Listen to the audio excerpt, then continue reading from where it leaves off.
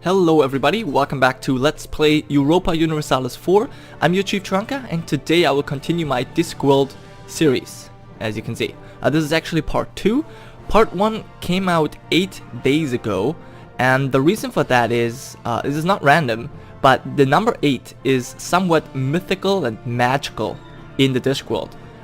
Why and how it affects the everyday life on the Discworld, I will talk about later. God damn it. Sorry for that. Just got a lot of messages. Anyway, so I'll talk about that later. Not today, probably. Maybe in the 3rd episode. We'll see. Just so you know that every 8 days, roughly, I'll try to bring out a new series. Now, I did set my timer for 20 minutes, just so I know roughly when 20 minutes are over. But I'm probably gonna talk longer than that. Yeah. So I did load up, in the end of last episode, I did load up a game as ankh-morpork. However, I forgot something that I wanted to talk about in the start screen. Because if you look at this info box, I was talking about the first part. I was talking about the great space shuttle Tatooine. However, I did not read out the last part, and that's what I'm going to do right now.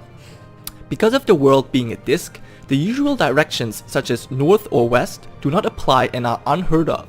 Instead, the directions are upwards, towards the center of the disk, rimwards, towards the edge of the disk, turnwise, which is this one, along the direction of the disk spinning, and widdershins, which is counter-turnwise, right? So widdershins, I've never heard about that before, but obviously for English natives, it is quite common to use that as counter-turnwise or counterclockwise. Yeah, so turnwise is actually, I was showing it, is clockwise. And yeah, obviously counter-turnwise, counterclockwise. Now, there's a couple things to note that considering upwards, right, meaning towards the center of the disk, whereas this part right here, not the Lombardy, but it's actually a mountain, this being the center of the disk world. So everything pointing towards or facing towards that center is upwards, whereas everything facing away from it is rimwards. Now, if you have a compass on the disk world, it's made of a metal called octaron, where again you have the number 8 in there, and this would always show upwards towards that center, so that you could kind of compare upwards to north on the round world, and obviously rimwards would therefore be south. Also, turnwise, as depicted here, being, this direction is usually referred to as left, whereas a counter turnwise is right. Just so to give you a little example, I hope that I will stick with these directions, but it's pretty tough. So I'll try to do it, but if I don't do it, please remind me in the comments or something, because I really want to stay in this. Anyway, that was pretty much. Oh no, that was not all. Was it all?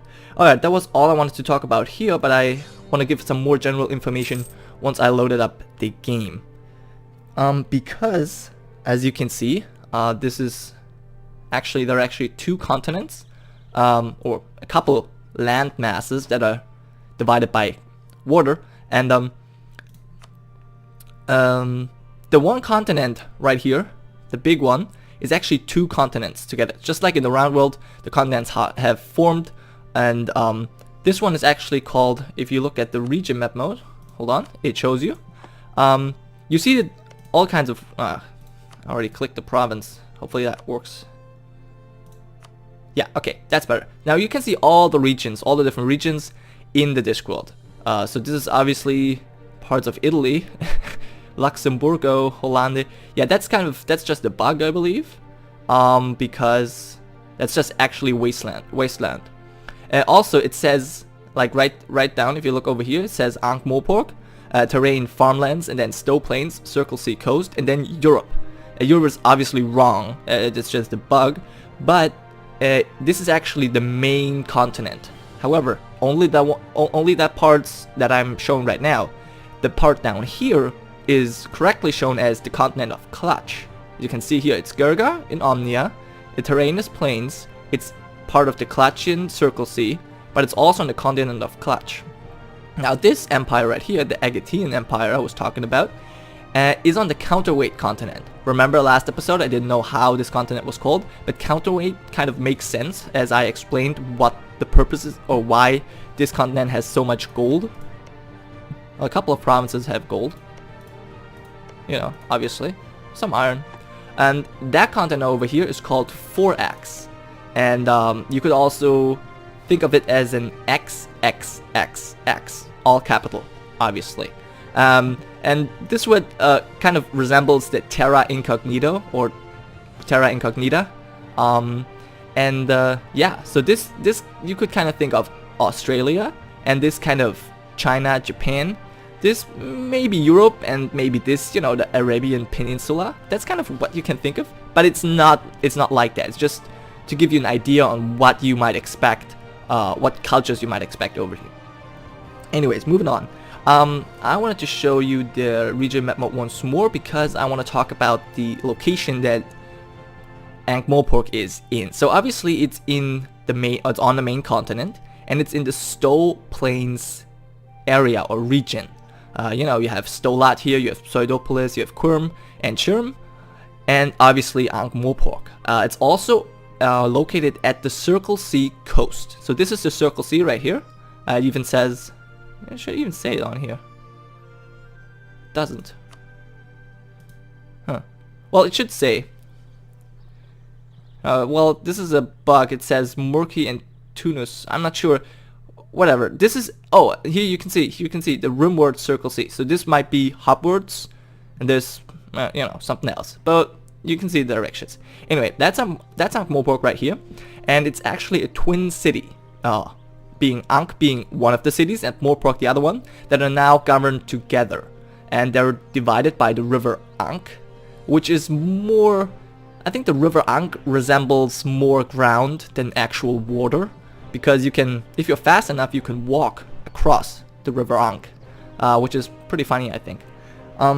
Also, ankh-morpork has a lot of inhabitants, mostly human, but there are also a lot of trolls, and it's actually the biggest or the largest dwarf community is in ankh-morpork, aside from the kingdom in Überwald, because there's a, as I said, in Überwald their vampires are kind of the high society and they rule like over the ground, but underground there's also the kingdom of the dwarves, and a lot of dwarves also live in ankh-morpork, which makes it a huge community. But you know, there are also vampires, werewolves, and goblins. Everyone kind of lives in ankh-morpork. So again, that kind of shows, or maybe, you know, you could think of it as New York, which also has, you know, a lot of people. Then also, ankh-morpork is, or morpork is part of, or you know, is more densely populated than Ankh. It also has all, or most of the industrial industry, or most of the industrial region, or how do you say that? Well, most of the industry is located in Morpork, whereas in Ankh you have the nobility, you have parks, and you know, some farmland. So that actually makes a lot of sense.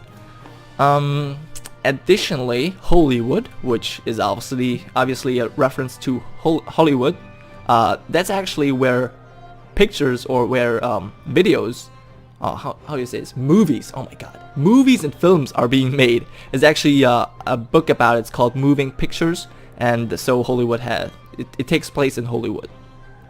Anyway, what else to know about ankh-morpork? Maybe the motto. I don't remember. Oh right, the motto was something in Latatian, not Latin, in Latatian, that I don't recall, but it says something like, how much is the dog in the window? And that kind of shows you how these people in ankh-morpork, what kind of, you know, what's what's important to them. So it's really, it doesn't matter what race you are, what color, how you look like, what species, it doesn't matter. The only thing that matters is if you have money or not. That's really everything that interests people in ankh-morpork. And also, the crowds of ankh-morpork have a thing for street theater. So really, they like whatever happens on the streets in public. The ankh-morpork folk will just gather and watch. They just love to watch whatever happens. It doesn't even matter what it is. They just, you know, come and as soon as it's done, they will leave, you know, as if nothing had happened. So it's, you know, pretty cool. Gives you an idea on what these people over here are like. Alright, moving on. Now, I think I'm gonna go through the little tabs that are here. All these tabs that are listed over here. You know, you can see the government, diplomacy, economy, trade, technology, and all that kind of jazz. I will go over that. And actually we have subjects. No, we don't. Okay. So I'll go over that and explain it a little bit. So let's start with the government tab. Now, as you can see, ankh-morpork has the culture low Stow Lathian, which again I show you in the region map mode. This is the Stow Plains area, and this is actually the ramp tops. Okay, so this is a different area, but if you look at the culture, hold on. If you look at the culture map mode, you see that there is low Stow Lathian, middle Stow Lathian, and high Stow Lathian. So these guys are all kind of culturally very related in cultural things, which, you know, makes sense because they also are strongly tied together in regards to history. So obviously, so that's something. What else? There's some country modifiers, you know, trading in spices. This is one of the EU4 mechanics. If you can control the trade in certain trade goods, like every province, as you can see here, every province has a certain trade good to it. Right here it's cloth, and over here it's grain. This one's fish. Once you control a certain amount of every trade good, you get a special modifier right here, and yeah, as long as it's above 20%, you gain the bonus, right? So several countries can have the same bonus at the same time. So currently we have 22% control, so we get this bonus, and it's spy offensive plus 10. Others are, you know, naval force limits and trading. So there's a lot of modifiers. It's pretty cool. Yeah, but not too important. Doesn't have too much of an impact, but it's nice to have it.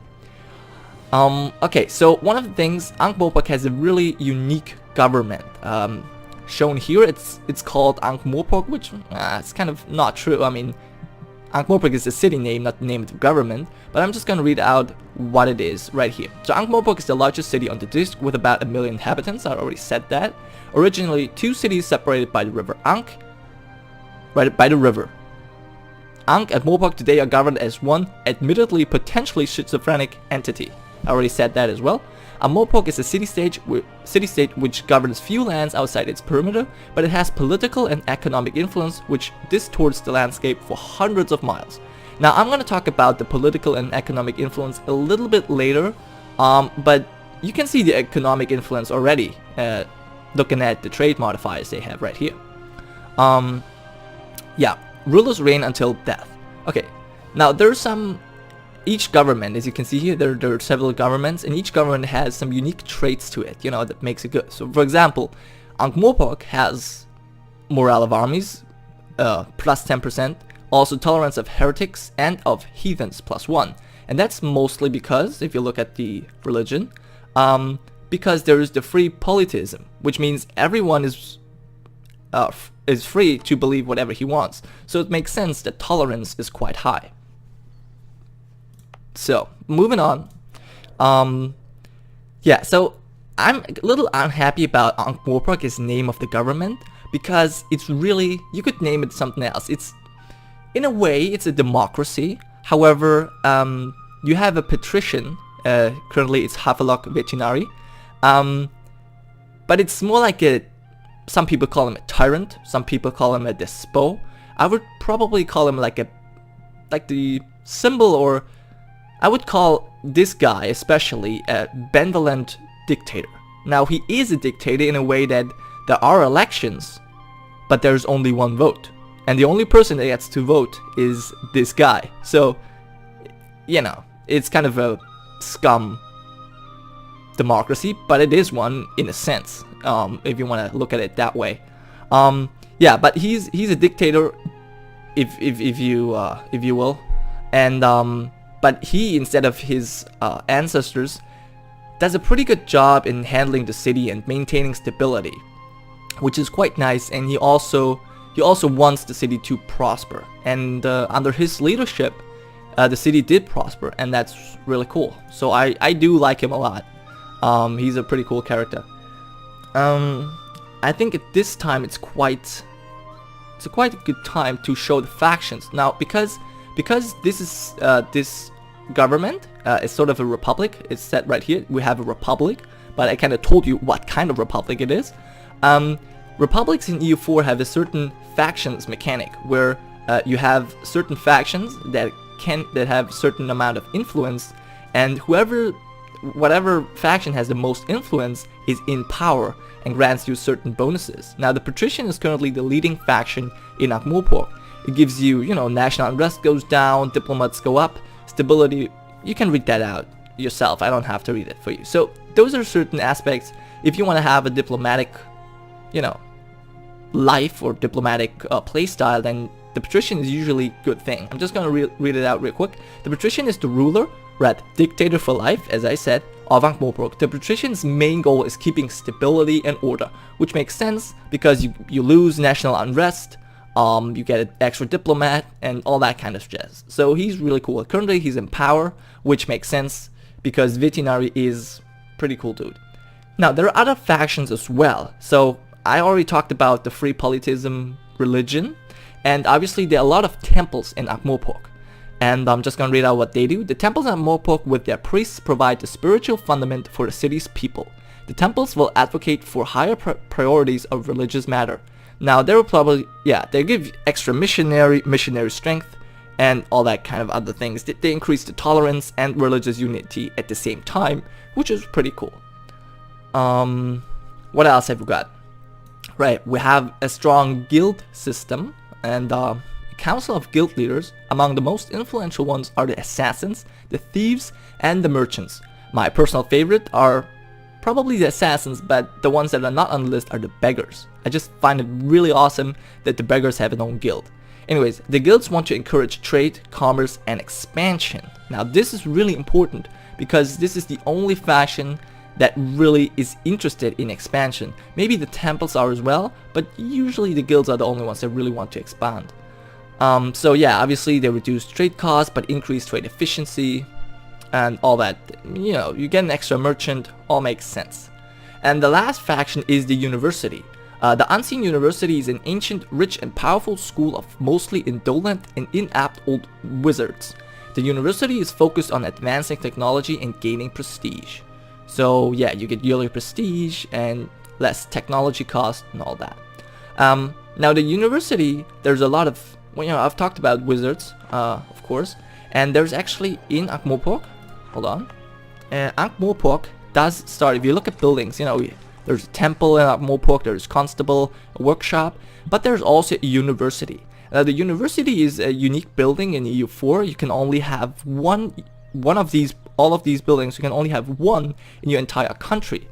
Now the good thing is they cost quite a lot of money. Like if you look at, it costs 500 ducats, costs 1,000 ducats, so they're pretty expensive. They do a lot of good stuff, but they're really expensive. Now starting with one, especially reducing tech costs by 5% till the end of the game, it's pretty cool because you don't have to build it anymore, and you're not allowed, you're only allowed to have it one time anyways. So having it in the beginning is the best you can have, right? So that's pretty cool. And it also makes sense that the Unseen University is a thing here in Ankh. Obviously Morpork doesn't have one, right? Because there's only one. Okay, so okay, let's get back to the government. Now currently Patrician Hafilok Vetinari is in power, and I would say that he will stay in power for as long as he's alive, because he really knows how to govern the city, and he has a strong grip on the city itself.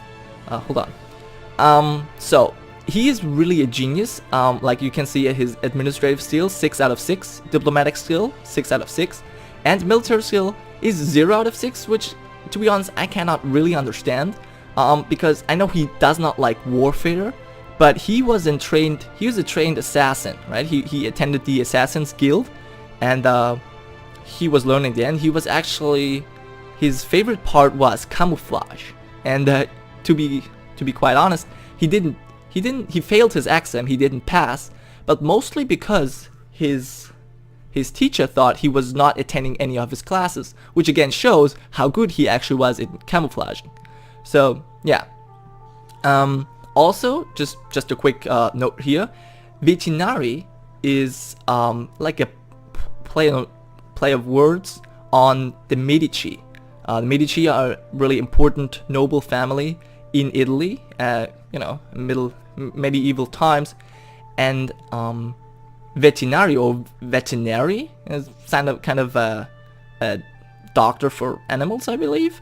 So this is kind of a play on words because Medici is kind of sounds like medicine. I don't know, just thought that would be interesting to know.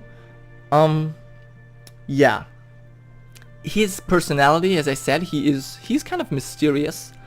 He does want the city to prosper. However, he also wants to, you know, control everything himself, or at least give a control to people he trusts and that he can, well, maybe not trust, but people that he can really control himself. So he does let people work for him, but only if he knows everything about them.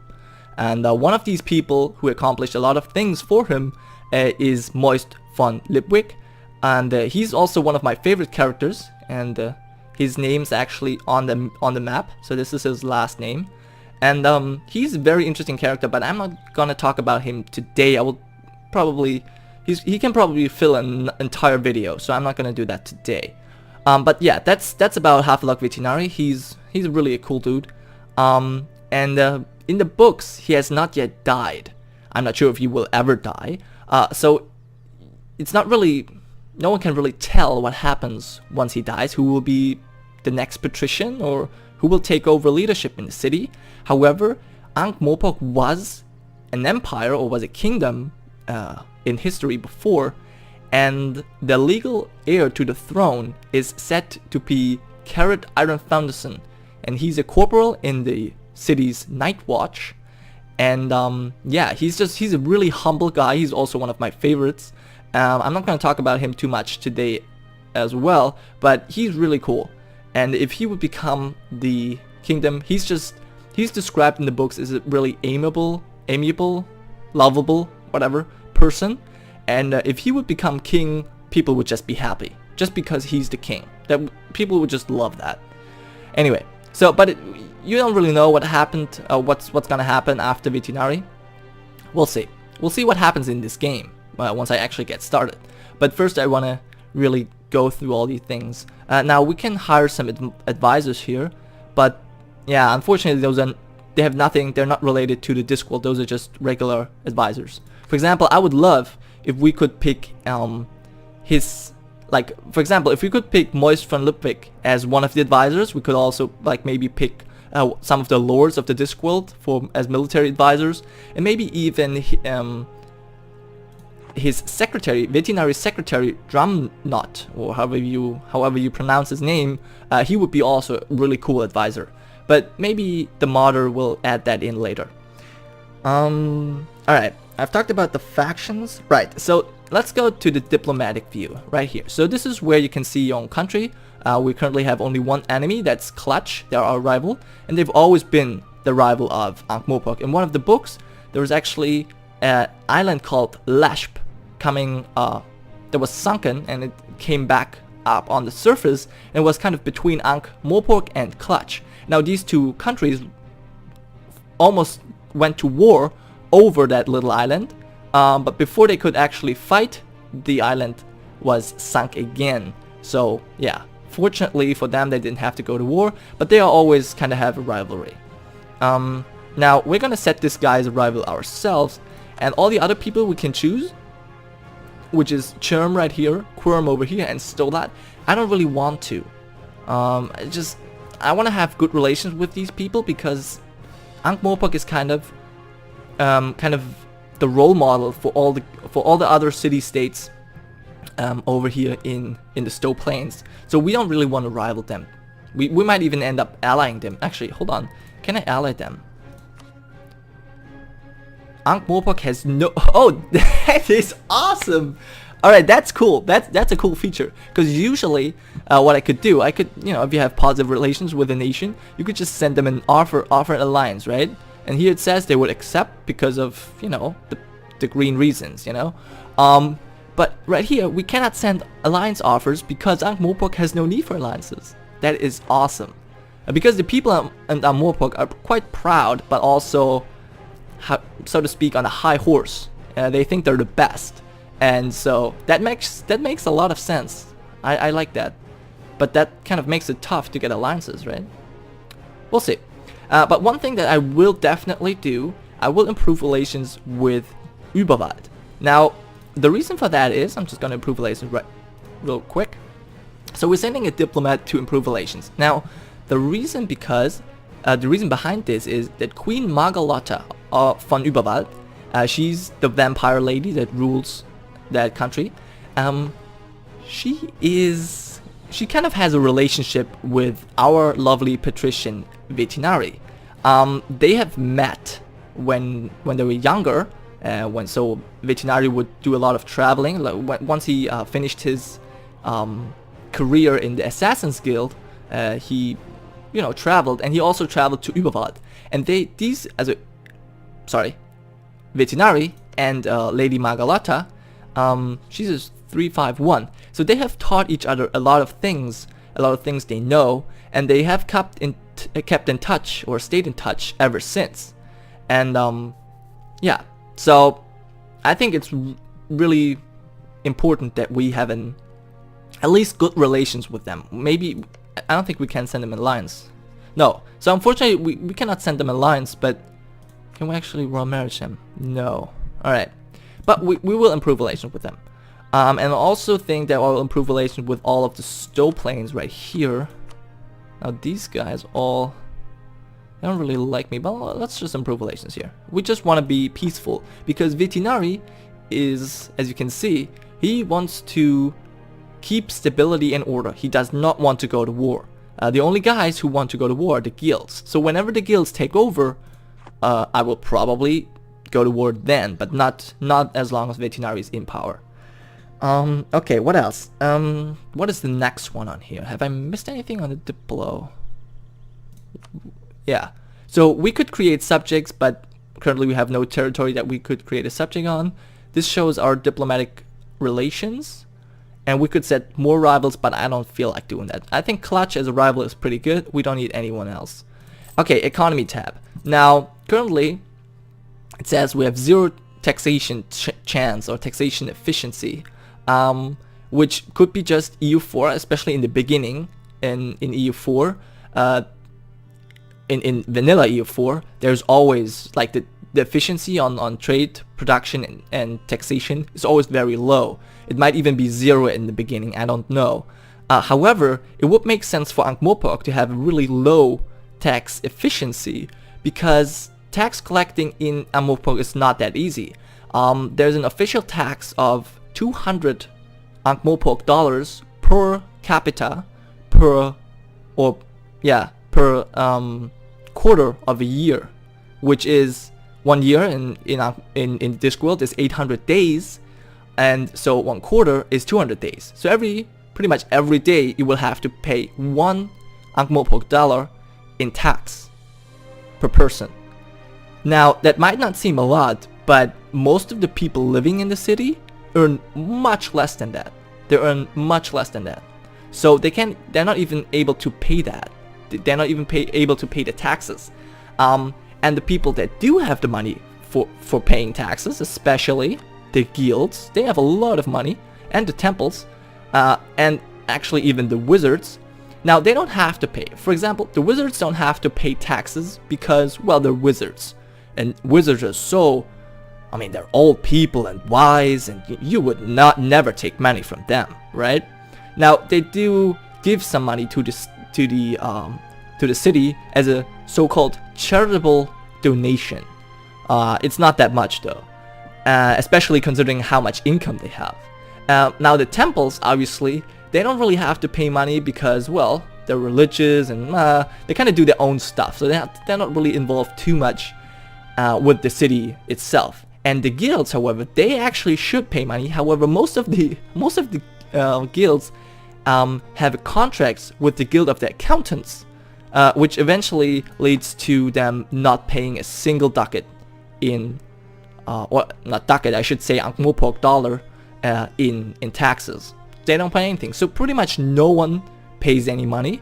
However, ankh-morpork has a big port, right? So you know, there are fees and tolls, and there's a lot of hidden taxation that you can use in ankh-morpork. So there's a way of collecting some taxes. Also, with the establishment of the night watch, the tax efficiency does steadily grow, it increases. The tax efficiency does increase the more power the local night watch has in ankh-morpork. Anyways, moving on. There was economy. Obviously, yeah, we have our army maintenance right here, and yeah, so that's pretty much the biggest point of our spending today, right now. What else have we got? We got trade. Is there anything interesting in trade? Well, obviously we're making 2/3 of our income just from trade, simply because we are, you know, doing a lot of, I mean, we have all these modifiers, and we are trade oriented. Makes sense. We have high trade efficiency. This is actually from our traditions. Our religion gives us more trade, and our traditions. I'll talk about that later. Actually, could check the religion right now. So our religion does increase the stability cost modifier, but it also increases our trade efficiency, which is very good. And also our traditions, I will talk about that later, also increase trade. So that makes sense. We're really trade oriented. But other than that, there's not much to talk about. I can show you the trade map mode real quick. So there's the trade center of ankh-morpork, whereas obviously ankh-morpork is an important or local and an estuary, river estuary, and also an important center of trade. And there's another important estuary over here. And obviously there are other centers of trade. There's Klatsch, Überwald, you know, all that kind of jazz. Not too important. What else have we got? We got technology. Obviously technology is 1. We're not even able to build ships yet, which is kind of sad. But, you know, eventually once we tech up, so we have all these monarch points right here. And these points we can spend on several things, but one of the most important is on technology. So we will eventually, once this bar is over here, we can press the button and then tech up. You will see that later on. And that grants us certain bonuses, for example, the ability to build ships. But right now it's not too important, other than we have the central technology because, well, we are over here. This means we have no extra cost. Whereas I think Überwald, for example, they have technology group Überwald, which means it doesn't show right now, but they probably have to pay more than we do. Genoa has their own, yeah, so everyone has their own kind of technology group, and they usually have to pay more. So we are the only ones that have to pay 100%, and everyone else has to pay a little more than 100%. Alright, so let's get to the ideas. Now, every country has its unique set of ideas. Maybe not yet the interesting countries that you could see in the first episode, the 6 ones, so, you know, Überwald, ankh-morpork, and Klatsch, for example. They all have their unique ideas, whereas other countries have just more of a generic ideas. It says right here.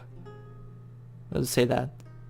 Yeah, they have national traditions, which means those are just generic ideas, but they will probably get some unique ideas later on.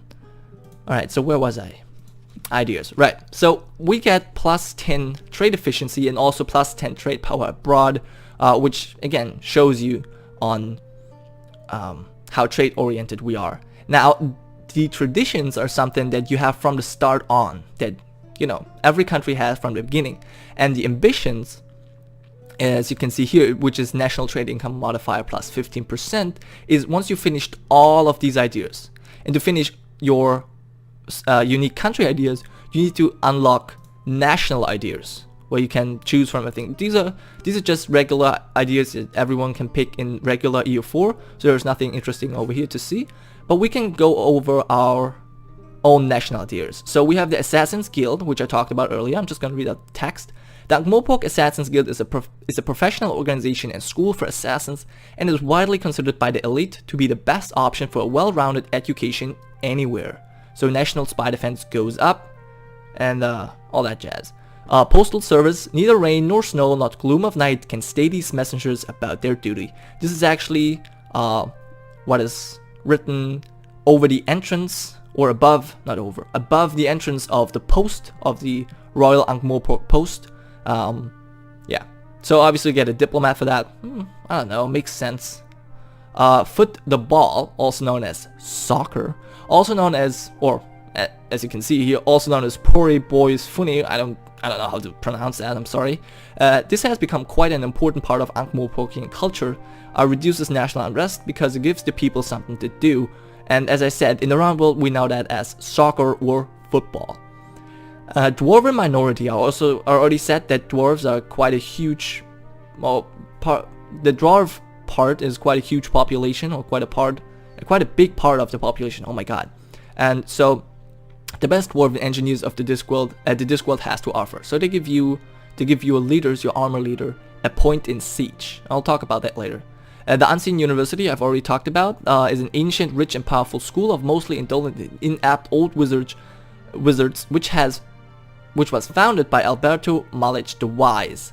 And the way the calendar in the Discworld goes is that when the Unseen University was founded, this is year 1, and from then on, every 800 years, you would have a new year. So obviously it reduces tech costs, makes sense.